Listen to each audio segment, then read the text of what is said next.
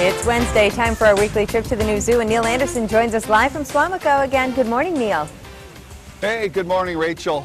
Well, one of the topics we want to talk about really in the next two segments is how do you design a penguin exhibit? How do you come up with the specific design, whether it's water or the land features or whatever? Well, in our industry, what we do is we have guidelines that if you're looking at designing particular exhibits, and I was involved with the design of this exhibit. So one of the first things you're looking at is the land area compared to the water. What should be the ratios? It should be approximately about 2 to 1. 2 on the land side, 1 on the water.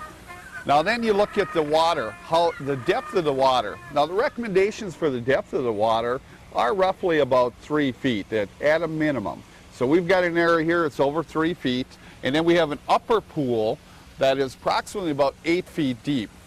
But here's the critical thing when you're looking at the water end, is that you want to make sure you have a water feature, and if you look at our lower pond here, that it's long enough that the penguins can get up to their maximum speed underwater, and they can do everything that they normally would do, basically in the wild as far as swimming and those type of behaviors. Likewise, on the land, you want to make sure that you've got an area that's big enough that when you have all these penguins together, that they can separate, they can kind of define their territories, and they can also move away from any disputes that they have.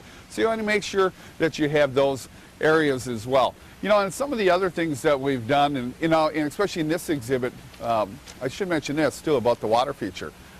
We do not have this, but in some exhibits, like you might go, where you can see underwater and you go through a tunnel and everything. But if you had a water passage that you were looking at, some sort of rock water passage or that the penguins would swim through, what you want to make sure is the minimum has to be that 2 penguins can swim at the same time through that. You can't have a water passage if just one goes through. You don't want 2 of the birds getting stuck in there, especially as you can see right. These doves. Okay. If they're if they're going opposite directions. Yes, and a lot of times, they're swimming as pairs too, because you can see when they pair up, they hang out together, and they're basically doing it for most of the day. Now, one of the things out here too is with the temperature, there's different requirements for different penguins. There's 17 different kinds of penguins. For out here, you can see where these penguins are, and you see where the rock is kind of stained up there. Now, there's a sprinkler system. So what we can do is when the temperature gets above 85 degrees, which it has, we had that stretch, we can put a sprinkler system. Now they can go into the cool water to cool off, or if they prefer, they can stay up here and get that mist. It's real important that, they're able to cool down, and that's a feature that we put into this particular exhibit.